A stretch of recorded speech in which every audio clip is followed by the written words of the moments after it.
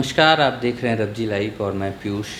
आज हम लोग बात करेंगे विधानसभा चुनाव जो 2025 में होने वाले हैं, उसको लेकर राजद की क्या तैयारी है। और आपको पता होगा कि तेजस्वी यादव भी एक महत्वपूर्ण बैठक किए हैं। महत्वपूर्ण बैठक कहने का मतलब ये है कि एक समीक्षा बैठक हुई है कि 2024 में जो उन्हें हार मिली है, उसकी एक समीक्षा हो जाए और किन-किन कारणों से ये हार हुई है, उसके बारे में भी बातें हुई है।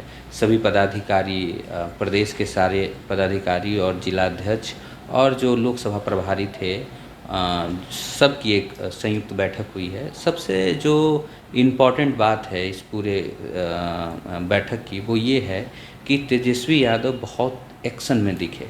उन्होंने सभी अपने कार्यकर्ताओं को बोला है कि आप कार्यकर्ताओं मतलब पदाधिकारियों को बोला है कि आप ज़मीनी स्तर पर जाएं, लोगों से मिलें और उनको ये समझाएं कि मतलब राजद को वोट क्यों करना है और क्यों राजद बिहार के लिए एक बेहतर भविष्य लेकर आएगी।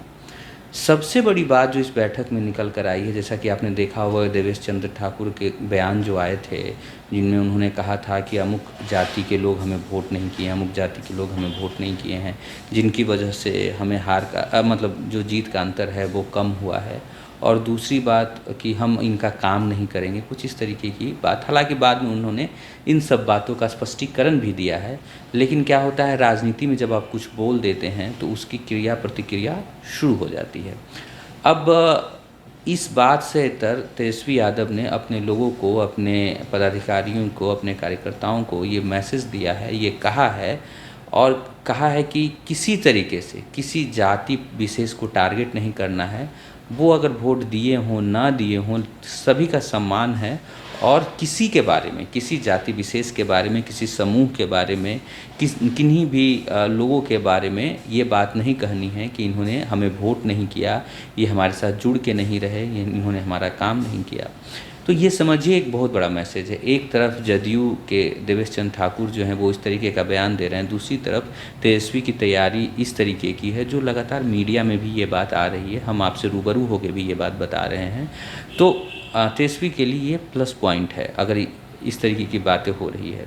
दूसरी बात जो तेजस्वी ने क्लियर की है कि एक हार की वजह जो हमारी रही है, वो मंच पर जब भी हम जाते थे तो हमारे संगठन के लोग कम होते थे। हमारे संगठन के लोग जो सभा में मंच पर वो ज़्यादा होते थे और हमारे आगे पीछे होते थे, और बाकी लोग जो हमारे गठबंधन के लोग हैं वो हम तक नहीं पहुंच पाते थे। जिन लोगों से हमें मिलना होता था उनसे हम नहीं मिल पाते थे। तो आप सब लोग को ये डायरेक्शन है कि जिनको बुलाया जाए वही मंच पर रहें आगे के किसी कार्यक्रम में, और मतलब जनता से भी रूबरू होने का मौका दिया जाए, सभी पदाधिकारियों को भी और मुझे भी, मतलब तेजस्वी जी को भी। 15 अगस्त के बाद एक पद यात्रा निकाल रहे हैं वो भी, और लोगों से मिलेंगे, ऐसा उन्होंने कहा है। उससे पहले उन्होंने कहा है कि आप जाइए, अपने लोगों से मिलिए, जनता से मिलिए और जनता को आभार प्रकट कीजिए। यानी एक आभार यात्रा कीजिए कि आपने जो भी हमें समर्थन दिया है, जितना भी हम वोट लेके आए हैं वो आपके कारण है, आपकी वजह से है, इसलिए हम आपका आभार प्रकट करते हैं। तेजस्वी की ये जो चीज़ें हैं वो नई है, और अगर इस तरीके की राजनीति में वो सक्रिय होते हैं, इस तरह की राजनीति वो करते हैं, तो राजद का भविष्य बेहतर होगा ही होगा। अब बात यह है कि कुछ लोग जो जब कारण पूछा गया, मतलब पदाधिकारियों से जब कारण पूछा गया कि क्या कारण है कि हम इतनी गंदे तरीके से हार गए, तो उसके मोटा मोटी 2 कारण उन्होंने बताया। सबसे पहला उनका कारण ये था कि संसाधनों की कमी थी, जिसके कारण से पार्टी को चुनाव में ये हार का सामना करना पड़ा। दूसरी बात जो उन्होंने कहा कि बाहरी लोगों को जो एंट्री करा के और टिकट दिया है, उससे भी लोगों में नाराज़गी थी, जिसकी वजह से हम हार गए।